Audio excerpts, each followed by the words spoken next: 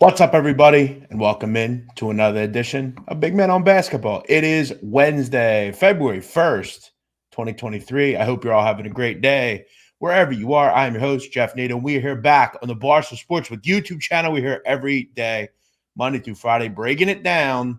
Kelly in Vegas is back with us here on a Wednesday. Kelly, how are you? Not What's bad, happening? not bad.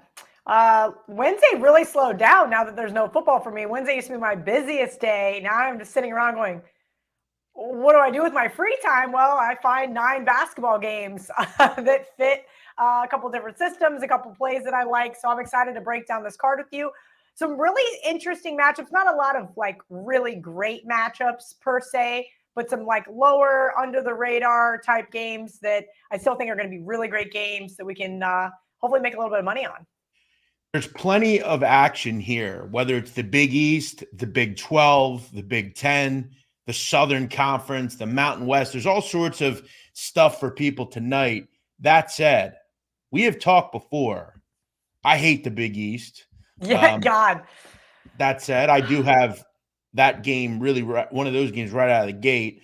I want to talk about last night because I'm 2-2 here on the show this week. I was 2-0 on Monday. I was 0-2 last night. And I'm going to be honest. I think the Toledo team total, I didn't really care that much about because I've made money on that before. So it is what it is.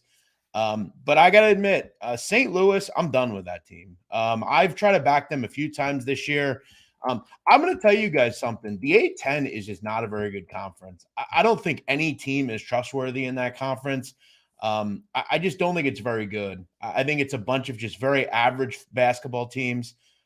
Maybe a Fordham can win that conference. I don't know. But that was a pathetic effort. They only scored 14 points over the final 10 minutes of the game. Just a dreadful performance late. But Kelly, how did you do last night? Went 2-1. West Virginia was kind of on a roller coaster ride for a better part of that game. When they were down 8, I chalked it up as a loss. Checked the final score, they lose by 4. It is what it is. The game was 3. I waited, got 2.5, thought that reverse line movement was on my side. It was not. That's okay. 2-1, still a very profitable night. Well, not very, but profitable enough. And listen, those are the kind of things I strive for. We talk about it on the show all the time, Jeff, is the expectation level. If I go 2-1 at least 5 days a week, and let's just say I take 2 days off, I'm living on an island. I'm retired. Like, that's all I got to do.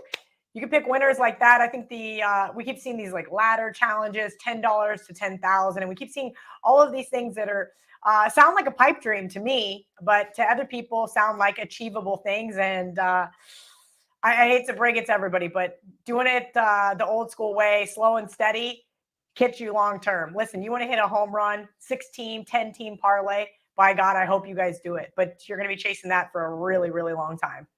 I mean, I have to admit, last night especially, there were a couple of things. Like, I liked Maryland. I think at home, they're just a must bet right now.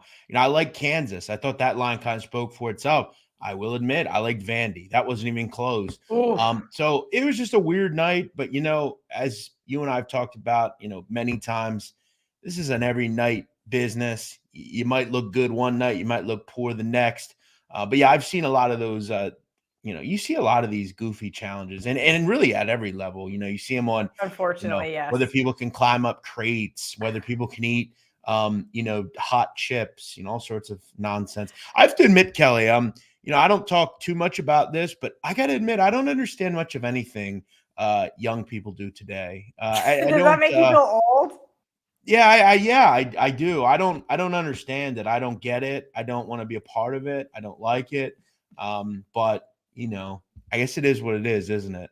It is funny. Luckily, I have a 9-year-old niece that keeps me in the loop of things on TikTok. I'm actually going to hire her as my social media manager and just let her just run wild. And maybe she can get something to go viral on TikTok because there's nothing I can do to appeal to that fan base. But back to Maryland.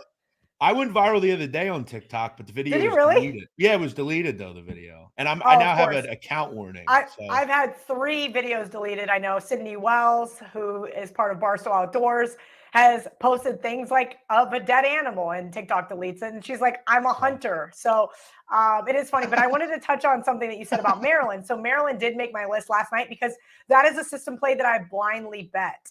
And this year, 22-10 against the spread.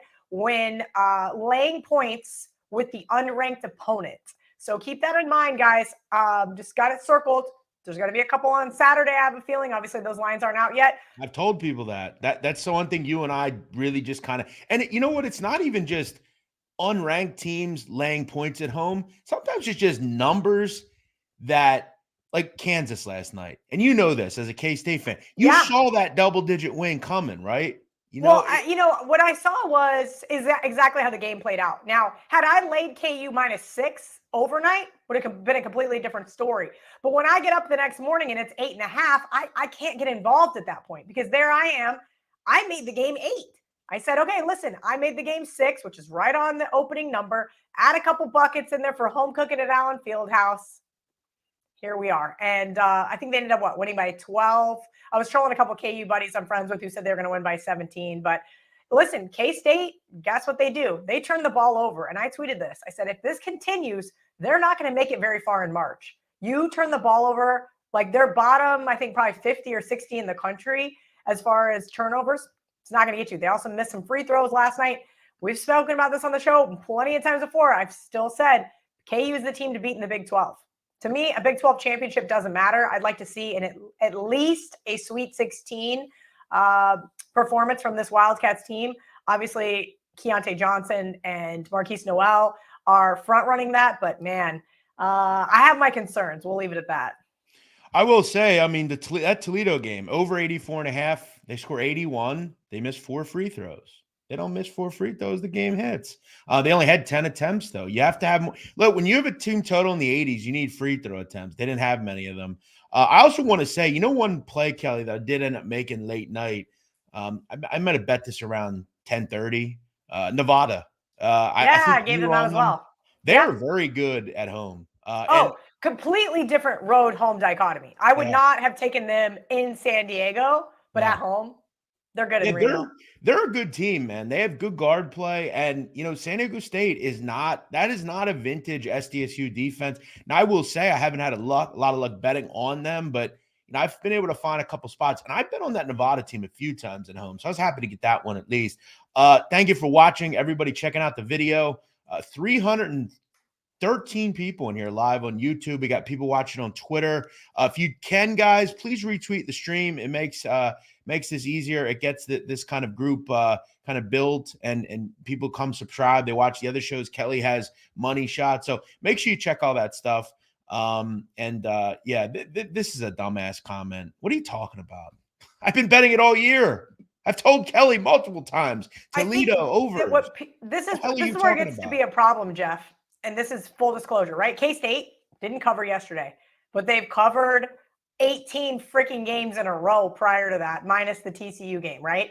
So I think the problem is when people jump on late of a trend, you're going to catch some of those strays, some of that regression. Of course. If you're betting it all season long, why wouldn't you? Just because of a one-game sample size, you're going to all of a sudden listen, I've said this before on your show. I have a spreadsheet and I write in how and why I lost games, right?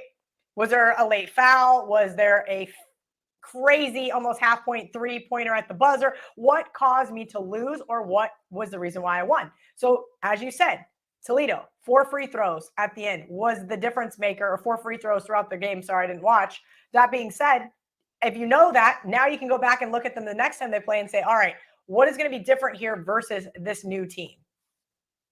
Exactly. And I guess what the hell would I have to be emotional about? I'm not a fan of Toledo. Yeah, I don't know. Because I went to dinner with them one time as we were covering them for an invitational. They're great guys. I like a lot of teams in the MAC. I had Toledo in that game, and I didn't get to go to dinner with them. I had Toledo +6 and the money line. I'll tell you another thing. They're good people, man. They're good dudes at Toledo. The coach, Tak Kowalczyk's great. All just good people. I really like that program. But I'm not a fan of Toledo basketball, Anyone track his record? Feels like he goes 1-1 or 0-2 every night. 2-0 on Monday. Kelly's. Oh, yes. Kelly's super sharp. Kelly's just been winning this week. The month of January was a definite decimating month for my bankroll. Luckily for me, I scaled back a couple units, and we'll see. Kind of been good since Saturday. So hopefully February is good to me. Also, fucking hate these types of people. Well, it's because Shut my up. sister, I have a half sister named Nevada, so I've always Do you really? said, yeah, it's always said Nevada the way that it's supposed to be Nevada. said, according to Midwest and Westerners. But you have to remember, Jeff says a lot of things that don't make sense. Like huge because he's from Pennsylvania. Right. I also say use. And Yeah. some people say Use y'all. guys. Yeah. I mean, I say, It's certain things. It's like a Eastern Pennsylvania accent. I mean, it kind of flows into Jersey, New York, Boston, all that giant city that all flows into one. You guys have some interesting things. Right. And like if you live in Minnesota, you might say something different than we You would. would talk like this? Yes, correct. But like I say stuff like in my bag. In my bag is a Philly thing. Okay. What's another word Philly people use? John. I say John a lot. Yo, go give me that John. Like there's I don't even know stuff what that means. John is like it can mean a couple different things. Like it's essentially like an object a lot of the time. So like, yo, like if I have a phone, yo, give me that John. Or like it could also mean, yo, that John. Like you could also refer to a woman as a John. Yo, that John is fire. She's fire. I've literally never heard this word in my life. Yes. I mean, in Kansas, where I grew up, we just argue whether it's soda or pop because that's pretty much the only for me, argument I would never say pop, but like I know in Pittsburgh they say pop. I would call it soda though. That said, let's get into the card. Absolutely. But yeah, we all say words differently. Dalton Ferragamo, neither of us are based in the office. We're both remote.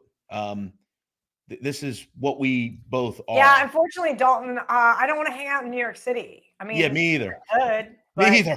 And also, as you can tell on the show, just hanging out with Jeff, I get sidetracked. It's like squirrel. Next, I'm in the office. I'm getting no work done. I'm out there on the freaking stoop and hanging out with Megan making money, and Stu's trying to get me high at 1 p.m. Like that's what happens to me in the office. The peer pressure gets to me, and I'm drinking 4 high noons at noon. Like you guys have to remember, remote work is great for Kelly because she stays in this little box and gets all her shit done. You don't know how much stuff you know what? Let me tell you about my day today, okay? Kelly, yesterday and today.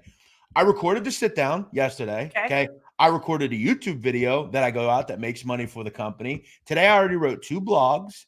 I have this show. I'm studying for the card. I do so much that I can do here at home that you're right.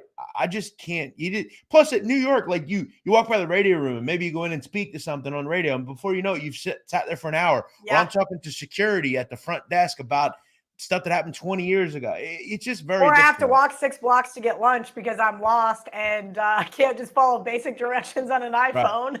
Right. Absolutely.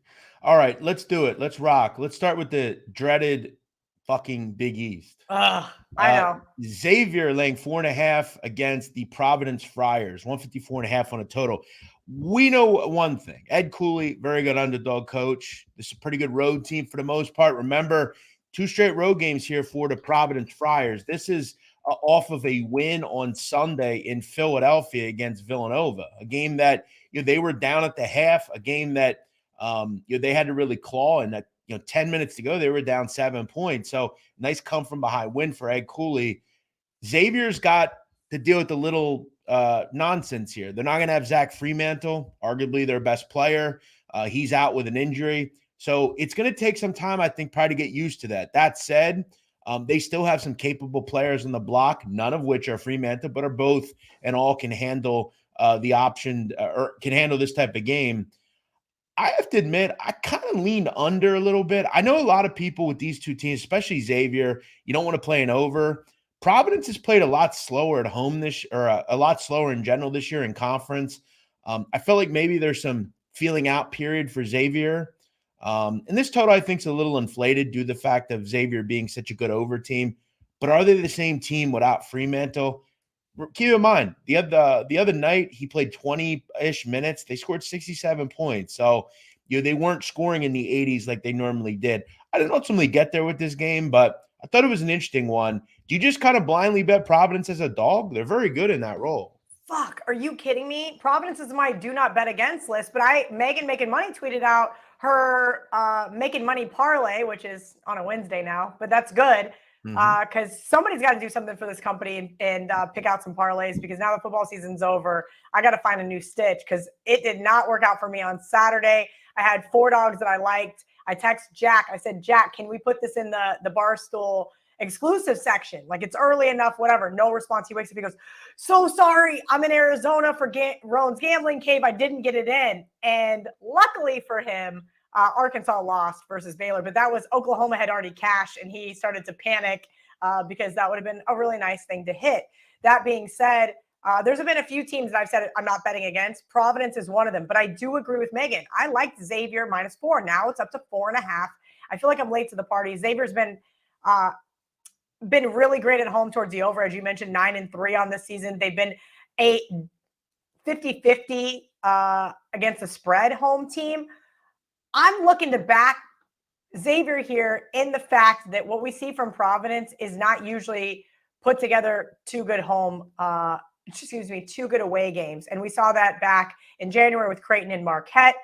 I liked Villanova on Sunday. I did not end up playing them. Thank God. I would have been furious with that second half performance by that team. It was like watching before the football game started, and it was just like, God, I'm thank God I stayed off of this, because I was on Villanova Sunday.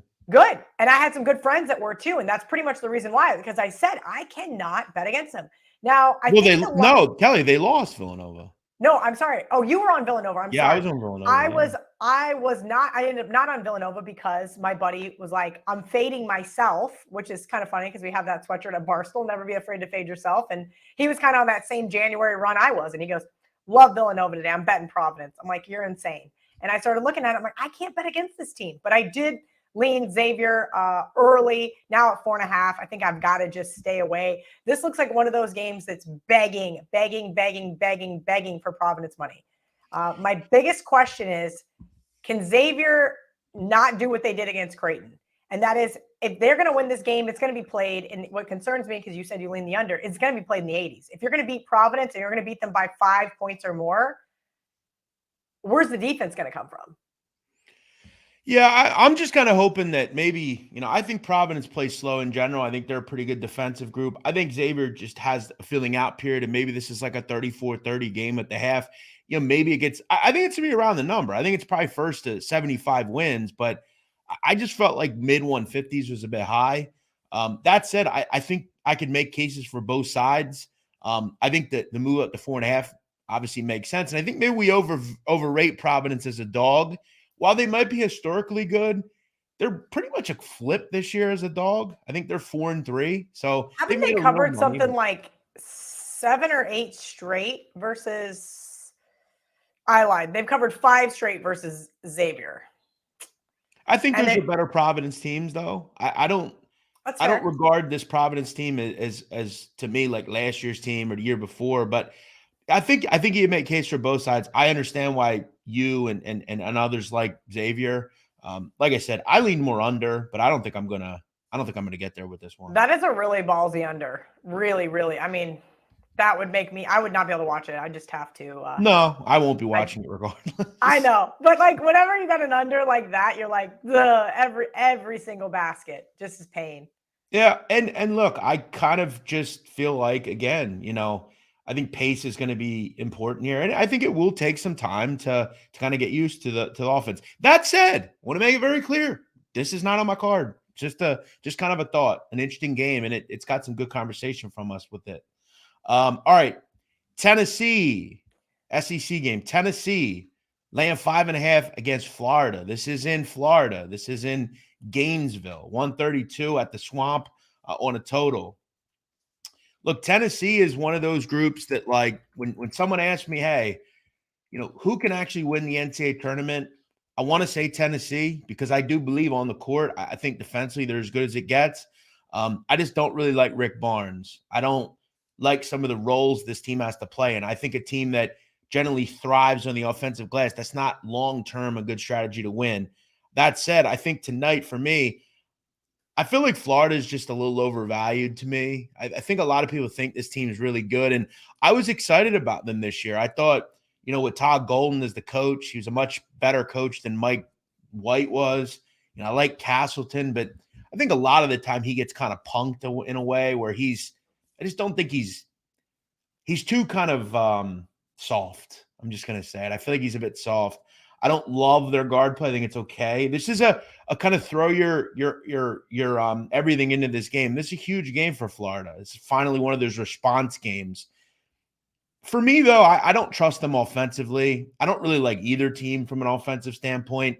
I kind of this game at first to 65 wins. It could be first to 60 wins. I think it's going to be an ugly game. This is actually one under I'm going to recommend. I'm playing under 132. I think this is a hard game to watch, man. I wanted to back Florida really bad. When I texted you it earlier this morning, I said, okay, let's talk about this game, is because I like the reverse line movement there that agreed with me, right? So the problem is the Tennessee is the best offense. Well, any team, frankly, is going to face this year, right? They are just smothering. And I don't know how Florida's going to respond to that because we've seen them play some pretty decent defensive teams, right? I don't know if I want to throw K-State in that mix, but they just had that loss to K-State and they really got stifled in Manhattan. We saw them play Auburn. We saw how they played against Texas A&M. They're, averaging under 60 points in those games. So I kind of have my concern here at home. Tennessee off a nice win over Texas. Who do they have on deck? Auburn. And that's what I kind of have to wonder. Is this a flat spot for the Vols? Maybe, maybe not. And that's something you got to look at here. But if it is flat for them, it's going to come offensively. They don't have flat spots defensively. Correct. And neither does Florida. So I think I kind of agree with you. If I'm going to play a side here, I'd lean Florida, which therefore means I think this game is low scoring either way. I would agree with that. Listen, it's not like I'm concerned that Florida's going to get hot from 3-point range, right? Like we know that they just don't. They don't hit deep buckets. They don't get offensive rebounds. This team, by all means, is one of the more experienced teams in Division I basketball, but they have no continuity. And that's my problem. Watching this team, I sat right here and watched it. I had a couple K-State fans with me and a couple Florida fans. And every single Florida fan, when I told them that the spread was 4.5, thought they actually had a chance. And they were really pissed when K-State was up, I think 21. And I said, you guys are not that good. I know you were in the SEC conference, but you're just not that good. And that's the bottom line. I would agree. I don't want to disparage Coach White because we have some good mutual friends, but I would have to say that Todd Golden is a better coach, and we'll see what he ends up being able to do with this team. But they're still kind of a bubble team, if you will, and we spoke about that before they headed into Manhattan. They've got to get a signature win some way, somehow. I think this is a knockout, drag-out fight in Gainesville tonight. I mean, you also look at it. I mean, Florida just can't shoot the basketball. I mean, they're a lot like Arkansas. Someone's mentioned that's a good point. They are. I'd force them into jump shots. Until Arkansas all of a sudden gets hot out of nowhere, and that does kind of is probably the reason why I'm not going to take the under tonight. I have some weird sinking feeling here. You also look at Tennessee. I mean, they're a very good 3-point shooting team, but they don't shoot a lot of them. They don't do it. So yeah, they just don't attempt them. Yeah, I just think this is like, 65-60, 66-61, something like that. I'm gonna lean on the under here. Obviously there's nothing I could do to prevent, the foul nonsense late and the ridiculous calls, but I'm just gonna kind of assume this one's played, low 60s, high 50s. So I'm gonna rock with that. You're not playing anything here, are you?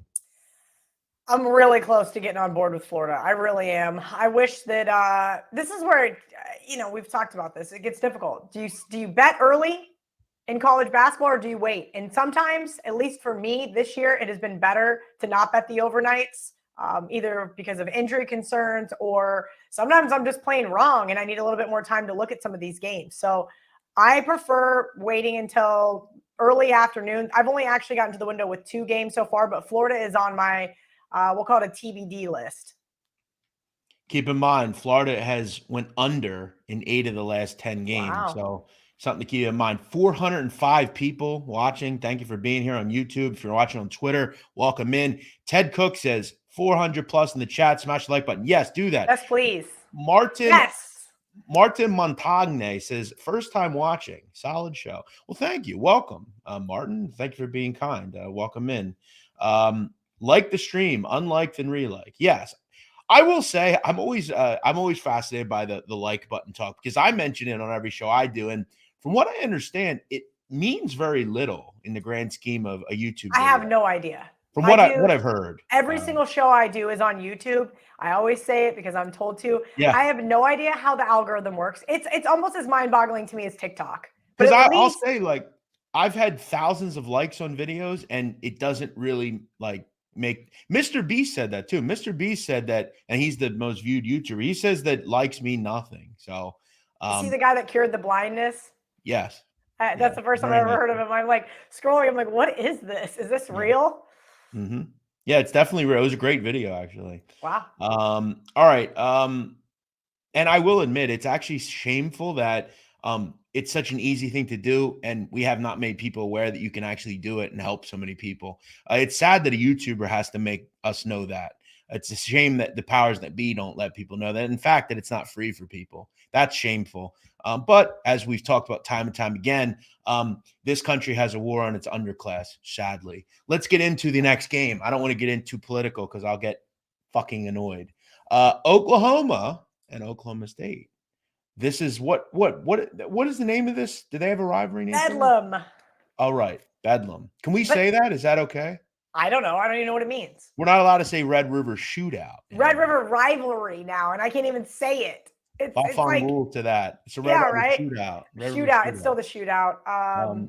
Like, can we call something like the Holy War? Is that allowed? No. You're not. I was told you're not allowed to say. I don't know. Listen, I don't make these rules. I just do what I want. I think that's. You just do it. I think that's what people realize on Twitter is just like whatever. I don't give a shit. So we'll see. We have a problem with this game because we're back in the Musa Cisse may play, may not play stuff again. Correct. Which sucks. Now, if you remember, Kelly, I believe you were here the last time these two teams played. I want to believe we were both on Oklahoma. Yes. And remember, with like 6 minutes to go, it was, I think, a tie game. Yes, and then Oklahoma State just went nuts and won by double digits. However, this game is in Oklahoma. And what have I said before? What have you said before? We both liked Oklahoma on Saturday. I like this team. I like them on offense. I love their coach. And I really like them on defense. They don't make a lot of mistakes. That goes back to the Lon Kruger era. I know a lot of people will point to some of their turnover issues. Which is weird because these teams have turnover issues. Yeah. And again, what I like to look at more, and this is something that I think I'm glad Ken Pom has this. They're getting a bit better with like the non-steal turnover stuff. So I'm talking about like dumb, unforced error turnovers. And that said, we probably aren't going to have Cisse tonight. I think he built a lot of confidence off that great win the other night. I like Oklahoma State. I think this would be a great game. It's probably going to be low scoring. I lean Sooners, though. I think they get some revenge here tonight, kind of like Kansas did last night. I felt like the line maybe should even been a little higher. It has given me pause a little bit. Why isn't this line a little bit higher? I feel like it is coin flippy, but I'm going to lean Oklahoma. Yeah, I like Oklahoma State. And that's just because since that Oklahoma game, they've been on a nice little stretch. And if you go to Ken Pom Plus, which I've kind of lobbied for before, it's worth every penny because you can actually click on or click off certain games and outliers, and you can change the data that you're given in that subset. And that's what I like about it, because in that stretch, this team has finally started scoring some points, right? Remember we talk about how these two teams like to play in the 60s. Well, guess what? Now they're averaging 72.5 points per game in that stretch. So I do have some concerns still about this Oklahoma State offense because they do frustrate me from time to time. But I do really think that they're the right side here. And that's because of a situational spot with Oklahoma. I made this game 1.5. So when that happens, I have to go, okay, well, why is the game 3.5? What am I missing? Who's out? Well, I don't see anybody that's been named out. Yes, there's some question marks, of course, going into this one. But you have to kind of wonder what's going on. And basically, I'm playing against Oklahoma off that incredible win for us against the number 2 team in the country. And listen, Grant Sherfield played his ass off. I'm not 100% sure we're going to see that exact replica of a game from him again tonight. I do think Oklahoma plays a little bit faster, we know. But as you've mentioned, the last 2 times these two teams played, that's exactly what happened. And then here came Oklahoma State. The Sooners cannot close games out. The reason why they closed out against Alabama is because they were up, over 20 points. I have my questions concerning this team. I think if you like Oklahoma, you play them in the first half. I think if you like Oklahoma State, you play them for the game. Here's what I'll say. First time they played, Oklahoma only had 8 free throw attempts. I don't think that's going to happen again. I also will say I don't think Oklahoma State shoots 41+% from three. There were just things. Plus, it was a road game. Gallagher Ibe is a tough place. You get a home game here. What is it? Lloyd Noble Arena. This is a big game. Obviously, these two teams don't like each other. I get what you're saying, and I am always kind of concerned about these type of numbers because you're right. They do have trouble closing games out. This game probably will be close, but JB's mentioned Bryce Thompson's still banged up. I don't think Cisse is going to play. So I just think all those and more, plus being at home, that just kind of has me leaning Oklahoma. But it's good when we disagree. One of us is going to be right here, Kelly. And I will say, I mean, maybe this is a spot, we and I know we don't do these much, but maybe you just take Oklahoma money line, pair it with something else you like. I don't know. Yeah, I mean, it worked out for us the other night, right? In the Syracuse game, that would have been a nice side, not by the middle. way, Kelly, how about that? How about that middle? Like that? Jeff got to hit the middle, but when I bet Syracuse, it was 5. So I sided the game, which means you hit the money line on the favorite, and then you push on the side. But yes, that was a very nice middle recommendation by Jeff on Monday. I'm sad to get the push, but it is what it is. The people that don't understand gambling will never understand how truly magnificent that was. Oh, it's killed it on that. That's if I had the ability to do that with every single game, could you imagine? Like it would just I would just be walking around on clouds all day, loving life. I'll tell you again, if I had a lot of money, I'd be very good at gambling. Sometimes it's just a bankroll issue. You don't have enough money, But hey, I would agree with that. But that's where you can still do it. You just have to. Yeah, it'll be less money. Really, right? Yeah, you can't be having 5 units on one game such as that. You've got to do whether it's 2 units to lay the minus 200 on the money line, and then you put half a unit on the dog. Or there's calculators out there for that. Don't ask me to do the math. Agreed. All right. Yeah, that's exactly how I feel in this one. I think, one of us is going to be right here. Kelly, did you actually bet this game? I did. Okay. I did bet this game. I saw that Megan and I agreed. Well, usually when Megan and I agree, it's a good thing. Usually. She and I are head-to-head a lot. We are. We're just different types of bettors. You know what I mean? Megan does a lot of iPass testing, which is fine. She watches almost all these games. Her and her husband have like 8 TVs. They've got the Fire Stick. They've got the weird logins to just do everything that they need to do. And I'm more of okay, I can have like this game on the main screen and have one on my laptop or whatever. That's what I ended up doing last night with the KU State game. It's there, it's on in the background, but my priority is to the one in front of me. All right, I'm going to bring a game up that no one's going to talk about tonight, but I like to be nerdy, and I like these kind of games. Who wouldn't want to back 0-9 New Mexico State tonight? Oof. Now, it's also caught up to New Mexico State. Remember, this is the same team that has a player that was shot, defending himself after he was set up by a woman. Watch yourself on Tinder, folks. Wow. That said, I've told you guys before, New Mexico State has a very precarious situation because they have certain players that are not allowed to play unless the game is in New Mexico. It's a dumb rule and it makes no sense. They're not under criminal charges. It's probably illegal and I don't understand it. That said, Anthony Roy, one of their best players, will play tonight. So he's eligible to play, even though he can't go to Stephen F. Austin and play. I know it's not easy to back a team that's 0-9. However, they're only a 2-point dog. Something's up in this one. I think New Mexico State is actually pretty talented. They actually have some decent players, one of which in Xavier Pinson, who was at Missouri, good player. I do think they're talented. I do think this is a team that's better than the record indicates. And I don't think Stephen F. Austin's very good defensively. So here's why I wanted to bring it up. And I don't know if there's anyone in the chat that lives in this area. From what I understand, Pinson was injured the game before, but all signs are pointing to that he's going to play tonight. I haven't gotten there with it yet, but I get a feeling this is the first time New Mexico State wins a conference game here. It's been a weird season for this group. Things have caught up to them a little bit, but something doesn't make sense with this number. I think New Mexico State finds a way, but I need to know what's up with Pinson. And unfortunately, we don't get a lot of info from these types Yeah, of if you schools. guys know, drop it in the chat. Jeff, as somebody who can't name a single player on this team, actually probably either one of them. I used to follow SFA back when my buddy coached there, but just looking at them from a purely number standpoint on plus at home, and this should be expected. Their average tempo is almost a point per game faster. Their defense is 2 points per game better. Their offense is obviously better. Their 3-point shooting is 3% higher. So that's something to consider as well. Plus, they just came off a 3-game losing streak. Now it's probably pretty nice to be back home, as you mentioned, be able to get back your best or one of your best players. So I think that you're probably right. That looks a little trappy.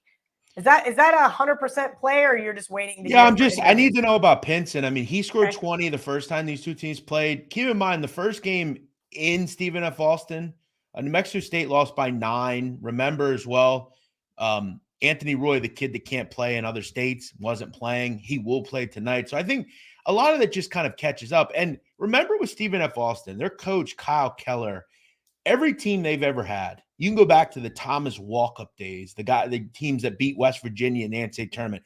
They are big on turning you over on defense. They're 4th in America in defensive turnover forced percentage.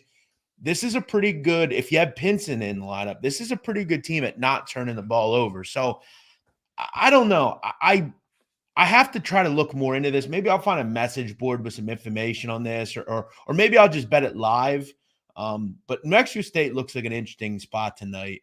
If I can get good info on Pinson, I think he's very important though to the handicap here. But yes, Stephen F. Austin, a lot of people remember Kelly from some of their tournament success. Some of those random teams they've had. Yeah, I had a good buddy that coached under Brad Underwood there, and so I kind of just jumped on the bandwagon because it was fun to cheer for your friends and to watch those games. And you're absolutely right. They had a nice couple March Madness runs in them, and as those double-digit underdogs do, they just suck you right in. I'm addicted to that plus money. Someone says, remember Sim Bular for New Mexico State? He was 7'5", 350. Yeah, he was, I believe. I even do. Yeah, I believe he was the only, I think to this day, I think he's the only Indian player to ever play in Division I basketball. I believe he's from India, I believe. I think he also got into a scrap recently with Dwight Howard, possibly in Taiwan or something. They play in one of the leagues over there. I don't know if it was China or Taiwan, but Simbular still plays from what I know. So, I mean, at that size, good for him. 7'5". I mean, come on. When you're 7'5", not Taco Fall is tall, but he's tall and skinny. 7'5", 350, you are an absolute menace. Simbular was a good player. He was a big kid, man. Well, obviously he is. I mean, 350 is huge. I mean, 7'5", though, that's a solid kid, man. But yeah, I remember he got into a major beef with Dwight Howard. They were going back and forth. It was a couple of weeks ago, I think. That's hilarious. Now I'm gonna have to Google that. Yeah. All right. Let me get into the final game here. And this is one that you kind of told me about, and I wanted to talk about it anyway. I think this could be one of the best games on the card. By the way, over 470 people in here. Thank you for watching. Yeah, please hit the like button. All right. Utah State, New Mexico. Kelly, I've really enjoyed, and I've always said over the years, one of my favorite pastimes in life is about 10 o'clock, 10:30. Everybody else goes away. I sit down and I turn on CBS Sports Network and I watch a late game on the West Coast. You used to be ESPN with the Pac-12. Now it's the Mountain West. I really like this conference. I like Nevada, as I mentioned to you. I always like San Diego State games. I like these two teams. And I'll tell you one thing these groups do at a very high level, and that's score the basketball. New Mexico, Jamal Mashburn Jr. and Jalen House, they are two of the best guards in the country nobody's talking about. These kids can really score. They are just water bug, diminutive scores. I like the fact that New Mexico didn't play a whole lot of defense. And Utah State, Kelly, they are one of these teams with about 4 white kids that can shoot the rock at a high level. And I'll give you a little connection to myself here. Taylor Funk plays on Utah State. He's one of their best players. I watched him in high school, and I remember telling a friend of mine, I said, yo, that kid's going to be a good player in college basketball. He was committed to St. Joe's. He played well there. He's one of the best scorers in the A-10. He went out to Logan, and he's having some success. Neither of these teams really stops each other. I think this is a fun, up-tempo, aesthetically pleasing offensive basketball game. First to 80 wins. I like the over. Yeah, I bet against this New Mexico team twice this year. Once at Nevada and once at Fresno State. Now they find themselves on the road again in hostile territory. I actually looked. So as I mentioned, I have a spreadsheet and I do different things. I have only lost one Mountain West game that I bet this year. Granted, I've only bet 7. I've only bet 7. How about that? But the Mountain West Conference has been really good to me. And I think that's why I sent you this game right after I kind of went through everything. I was like, all right, I'm good. And then I looked, I'm like, oh, there is a Mountain West game tonight. How did I miss that on the card? I went back and I was like, oh, I think I might have to bet Utah State here. This offense has been electric. They're one of the best, just shooting teams in general, not only from 3-point range, but just in general. This team puts up points. This team has a lot of experience D1. Yes, I know New Mexico was ranked, and that was until they lost to Nevada in double overtime the other night. But I'm not sure this team really deserves the ranking that they received. And that's because I have questions on them in terms of being able to shut down a really good shooting team. And that's why I like Utah State tonight. I think Utah State puts one on them. I'm going to lay the 4.5. This is pretty amazing. They have 2 players that have shot over 100 threes and another player that shot over 40 threes. All 3 of them are at 40, 44, and 47% from the 3-point line.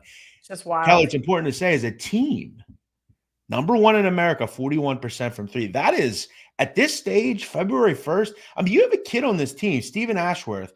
He shot 146 threes, and he's made 69 of them. 47%. That's 47.7%. Isn't that gross? That's pretty incredible, if I'm being real. That is that's impressive stuff. You have 2 teams that really want to play fast. I mean, New Mexico wants to go light year fast, and they're really good at just kind of getting to the teeth of the defense, getting to the free throw line. By the way, Kelly, a lot of people don't know this as well. Number 1 and number 2, House and Mashburn, at getting to the free throw line in the Mountain West. These teams live at the line. One group can really shoot it. I think this is a fun game on the West Coast tonight. I think we see a game that may end at 2:00 in the morning because it's so long. Because it's long and goes to overtime. The good news is I'm not taking the dog because that's where they go to die. So as long as this game works out well for both of us, I do lean the over as well, as we saw even in Reno just a couple weeks ago. Went to overtime because New Mexico does not give up. I'll give them that much. I mean, it's very rarely you see them with like an ugly loss, right? Usually their losses are pretty close proximity, keep it within, less than like 8 or 9 points. So that is a nice thing if you are looking to back the dog. But I think Utah State runs away with it a little bit here tonight. I made the game 5. Honestly, it's 4.5. There's not a lot of value there, but I just don't think New Mexico is going to have a defensive answer for this team. Yeah, that's also that's a really good place to watch a game. They have a very good student section. They actually, I don't know if you remember years ago, they came up with that. Do you remember that winning team, losing team, winning? Yeah. They came up with that many years ago. That was a great. I did not know that's who came up with it. They had a kid. And if someone in the chat could tell me, they had a kid. He was a very famous student section member. This fat kid. I forget his name. I remember. If someone can remember, I'm sure in the chat. He went viral. This was before people went viral. I mean, everybody knew who this guy was. I forget his name, but I'd have to Google it now. That's pretty funny. The other thing I wanted to mention is we were talking about how well Utah State is. Well, they're even better at home. This team shoots 60% from home at home. That's just ridiculous. Yeah, I don't even understand how that's even possible. That's nuts. I'm literally, this is why, again, this is how you talk about being nerdy. This is how nerdy I am. I just sit there on Ken Palm Plus, check, because it has all these abilities to like change what you see. And then like, you can even just click, okay, I want to see what games they lost, how'd they lose them? How bad did they shoot? Well, guess what? In all their losses this year, they've only shot 51%. That's how they lose it. And 34% from 3-point land. So if they lose the game, it's because they don't put up the same numbers that they traditionally put up because they're not going to play any defense. You're right. That's why the over makes so much sense here. We'll back that they do that. By the way, kid's name was Wild Bill. That's his name. Yes, I remember that kid. Wild Bill. Is that his real name? Yeah. Huh? Is that his real name or? Yeah, I believe his name was Bill. I think they called him Wild Bill. Yeah, he wore a coconut bra. That good call. Yes. Oh my God. Yes. That's hilarious. He was like a big kid, curly hair. Someone's saying rest in peace. Did he pass away? What? I listen, some of these commenters are just they're shit stirs. They don't. Okay, got it. I don't know if he actually did, but if he did, that's very sad. He was very he was a really cool fan. I like that guy. Yeah, Kelly, anything else you like tonight? Well, there's a couple of games we didn't talk about, and you and I, as we've mentioned several times on this show, our disdain for the Big East. I wanted to look at a couple of different spots there. And of course, look at Marquette. I can't get to the window with this team. I just can't. They have been my Achilles heel as this entire conference has been terrible to me. And I'm just not sure what we're going to see from Villanova tonight against this Marquette team. I thought the line looked really trappy, really short. So I put it on my long list to look at a little bit further. And I said, disregard, Kelly, you have such a bad read on this team. Why are you even looking to get involved? Especially with such a young team. I have my question marks. Obviously, they have a couple ugly losses. No, not even ugly, but close losses, I should say. Providence, Xavier. Outside of that, this team's just been kind of rocking and rolling it. And this line almost looks a little trappy. I wanted to bet against him on Saturday with DePaul. I had DePaul on my very long list. I had 13 games. Jeff and I do a Spaces with Megan Making Money. And luckily, Jeff talked me off a few of those, and I canceled out a couple myself right before tip. But my goodness, I don't know what to make of this game. Yeah, I'm not going to spend any minute talking about these two. I hate these teams, both of them. Okay. I'm good. Fair enough. All right. Then the only other one I had on my list was ECU +8. Really sharp buddy of mine texted to me, said, take a look at East Carolina. Obviously, they're looking in the revenge spot here, Jeff, for that ugly loss that South Florida handed them. What was it, 3 weeks ago or so? Yeah, January 15th. So now they're on the road in Tampa playing South Florida. Look, ECU is just a much better team than South Florida, even though it doesn't really look like that on paper. This South Florida team you brought up several times, they're just not good. And so I'm trying to figure out how on earth USF is laying 8 points here. Because granted, they won in Greenville. Excuse me. I had to think about where East Carolina was for a second. Greenville. But I'm just not sure they're going to put back that exact same type of game. I think this line's a little high, but I was curious of your thoughts. With the exception of Houston, this conference generally plays close games. I don't think ECU should be an 8-point dog here. I've mentioned before, South Florida is getting better, but they're not worthy of laying this kind of number. I completely agree with you.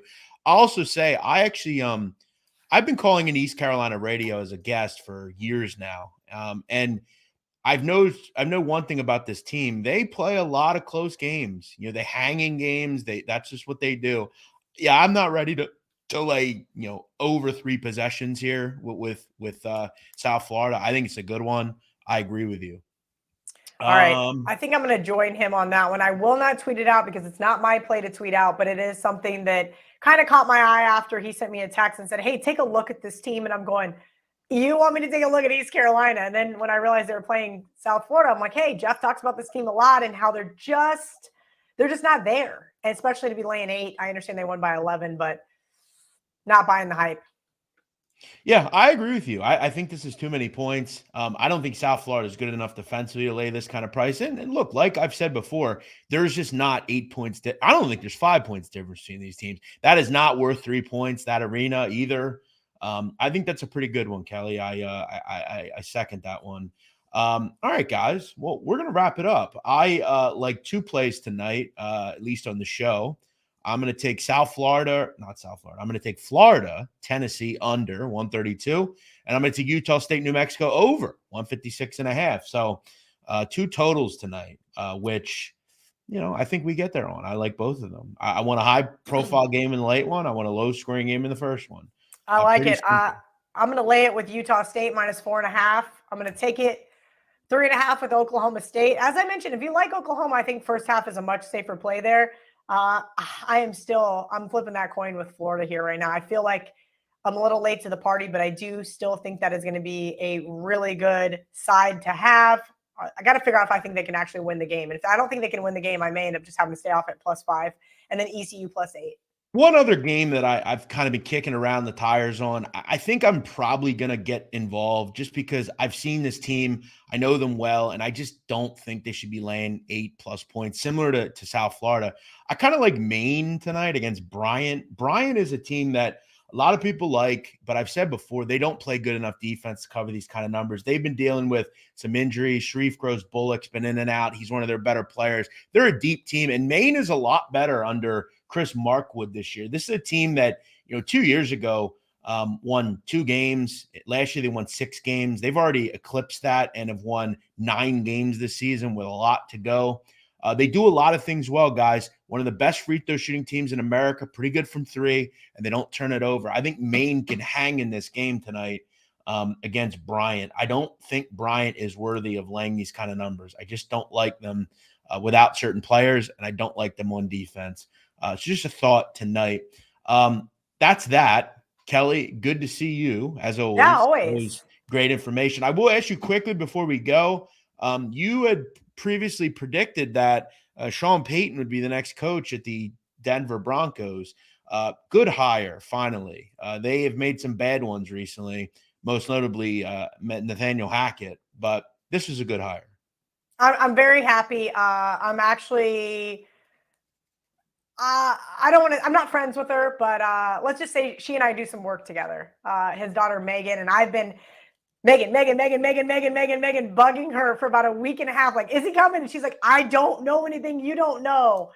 So she was the first one to text me before I even saw it on Twitter. I was absolutely jacked and looking forward to going to some Broncos games again because I haven't been in a few years. So hopefully they can actually be competitive in the AFC West. Unfortunately, we saw Broncos country let's ride under center, and I'm not sure what I make of Russell Wilson. We'll see what Sean can do. I think it's fair to give him a couple of years and see what he's capable of. Couldn't agree more. It's definitely a major coup as opposed to the last guy. That said, Kelly, good to see you. I'll talk to you on Saturday. We'll be doing some more of the spaces. Make sure you guys check in on those. We got a lot of people in there, a lot of good information from 3 people doing the Lord's work at Barstool. By the way, Kelly, before you go, will you be doing the March Madness stuff remotely? I'm really debating. I'm debating if I'm going to be in Vegas. I'm going to tell you this. I love Vegas. Who doesn't love Vegas? But it's really, really tough to be in a sports book with thousands of other people, literally. And you just know what type of bettor I am. I don't mean to be a contrarian bettor. It just works out that way. Well, I have a bit of an idea. Oh. I'm just putting it out there. Okay. What if Barstool let you and I have more of not the sharp version of streams, but like maybe we take one of the days and we kind of broadcast from Vegas as in a book somewhere, one of the books that Penn has. I think we could be all over the place. I would love to come to Vegas. I think that would be great. Maybe we have to do that. You and I could we'll send out a little text and see what they think, because I'm not disagreeing with you. Listen, again, Vegas is a great time. Last year was not a good March Madness for me. I had a lot of fun. I met a lot of great people, but I'm not going to lie. After day one, I was like, I just want to go home. Like, I don't want to be here with you guys. I love all of you. We kind of made a joke that maybe we should go to like somewhere like the Bahamas or like a tropical island that has sports gambling. So I may end up doing that, but that would only be for like a week. And the good news is we got plenty of time. I think it would be kind of dope to get in there on a Wednesday and then leave Monday. Yeah, but let me tell you, I was doing money shots at 6 a.m. Pacific time, and Megan was making fun of me pretty bad on money shots before each one of those shows. I was hurting really, really bad a couple of those days, had no voice by like day 3. 5 days, 6 days in Vegas, Jeff, will kick your ass. It's a great time. Don't I get me gotta be wrong. real. Like, I could get into some trouble in Vegas. I'm gonna just not say anything. I know you're gonna get in trouble in Vegas. I'm there for it. I got 2 chicks lined up in Vegas that Already. if you had me around, that would be bad news. That said, I'm down to do it. I think it would be great. I think we would do some good shit out there. But absolutely, let's do it. Who knows? That said, we will see you all Saturday. Kelly, thank you for coming on. Tomorrow, anytime. Jim Root will join me from the 3-Man Weave. We'll talk Thursday college hoops, and we'll wrap up the week here on a Friday as well. Kelly, good to see you. Good luck tonight. Thank you. Hey, you too. Thank you, everybody, for joining us. We'll see you tomorrow here on Big Men on Basketball.